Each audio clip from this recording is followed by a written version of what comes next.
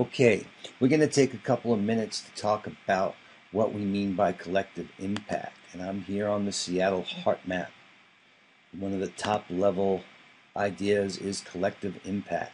This comes from Stanford Social Innovation Review, an article of the same title they published last year that's chronicled a number of large-scale collaborations, begun to identify what's required for multi-stakeholder solutions and for communities to come together to solve these problems, recognizing that no one of us can do it on our own.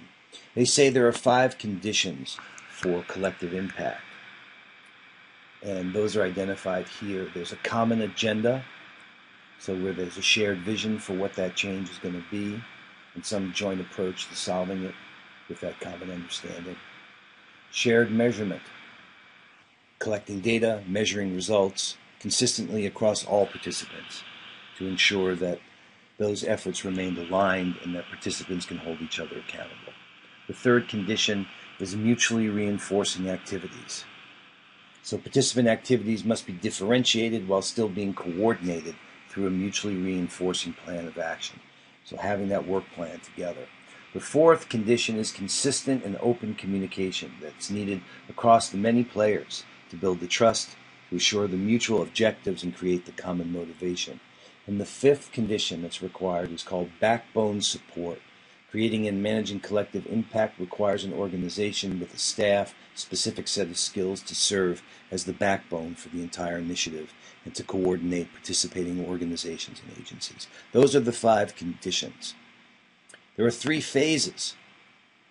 Phase 1 is to initiate the action, and it requires an understanding of the landscape, of who the key players are, what work is underway, some baseline data on what the problem is that we're focusing on, and some initial governance structure that gets the strong and credible champions in the community involved. This is just where we are. We're on the verge of moving from phase 1 to phase 2, where we're now organizing for impact.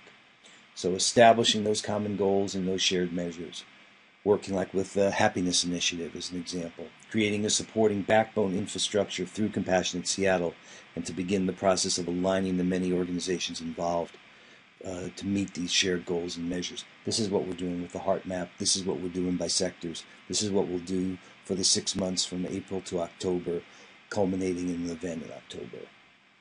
Then we need to sustain the action and the impact.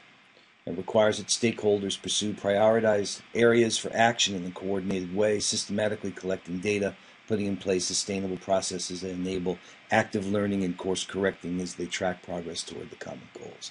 These are the 3 phases. So we've got the 3 phases, we've got the 5 conditions, we have an action plan based upon these 4 different areas in terms of community involvement, in terms of governance and infrastructure, strategic planning, evaluations, and improvement. So this is where we're at. We've put together our steering committee, and it's now wide open to many more people. These are the founding members of Compassionate Seattle, plus a few who are just the first ones we've identified. But we want a nice, large steering committee to be able to ensure that it's multicultural, intergenerational, working across those sectors. So this was a short overview of what we mean by collective impact.